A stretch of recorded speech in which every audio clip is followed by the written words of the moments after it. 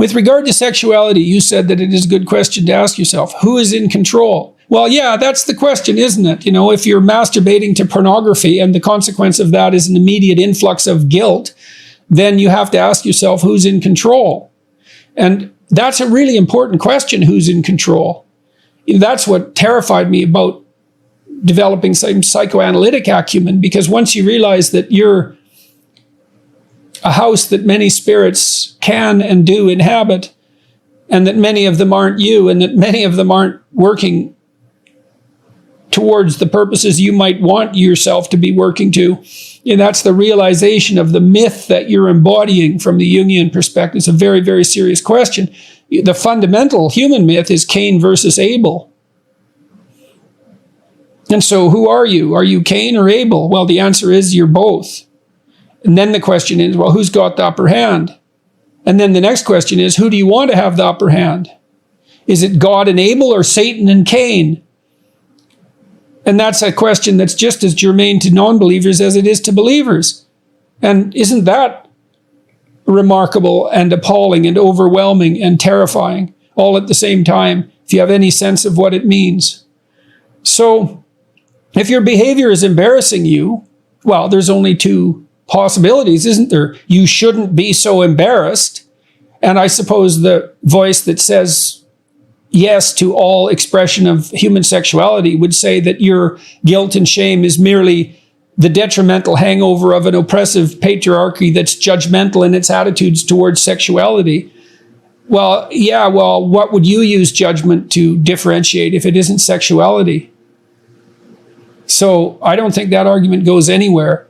You have to consult your own conscience. Like, I know the conscience can become an oppressive force on its own. That's the indwelling of the great tyrant, and Freud made much of that, a too oppressive superego. And I've certainly seen clients whose expression of healthy sexuality was inhibited by a too rigid superego. That can definitely happen. But that doesn't mean that all guilt about all forms of sexual expression constitutes a superego run amok.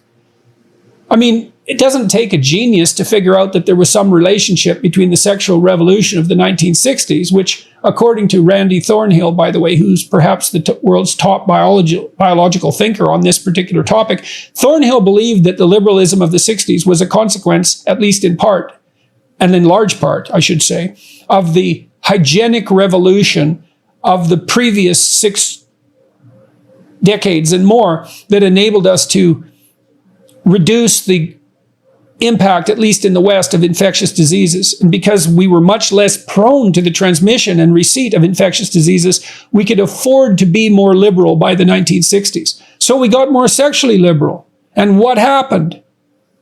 AIDS. And I say that without prejudice. And what's the most effective means of facilitating the reproduction of a deadly virulent agent and its propagation through the population? Unrestrained sexual behavior. And so that would be a multitude of partners. So sexual shame is there for a reason, and it's not a trivial reason. And it's not just going to go away because we may wave the magic wand and make the patriarchal oppressor vanish. And that's not going to happen either, by the way. So if you're ashamed about your sexual behavior, then you have to ask yourself, is the shame wrong or is the sexual behavior wrong? And I'm asking you, I'm not judging your behavior, because what the hell do I know about you? And I have enough trouble with my own behavior. So, this is on you. Is your shame what you should be dispensing with, or the behavior? And, it might be a little of column A and a little of column B, because life is never simple. But if you don't feel ennobled by your porn-related masturbation, then perhaps that means it's of questionable utility. I certainly don't see it as a stabilizing social force. I don't see it as something people do in public and brag about. And I know that sexual behavior is private and should remain that way, but you get what I'm driving at. So, look, I think people shouldn't lie, especially to themselves. And I think repeatedly engaging in a behavior that you judge yourself to be morally reprehensible is a form of performative contradiction, which is the acting out of a lie. And I suspect you know that, or you wouldn't be asking the question. And so, what should you do with pornography? Well, you know the answer to that, and so does everybody else. Everyone knows it's not good. It's not good for those who produce it. It's not good for those who participate wittingly or unwittingly, because there's plenty of them in its production. It's not good for its consumers, or certainly not the highest good. And what's the highest good? Sexuality incorporated within functional, intimate relationship, bound by vows of mutual celibacy. And we all know that too. That stabilizes our families. It stabilizes our societies.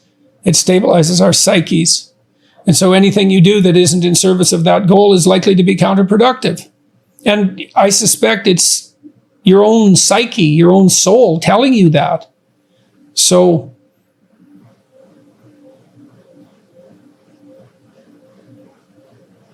if your sexual behavior isn't an expression of your highest being,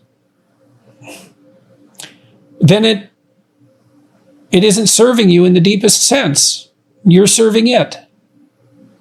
And that's what your shame indicates. So get out there and find a partner and commit to her or him. And do you have any advice on what to do with porn and masturbation?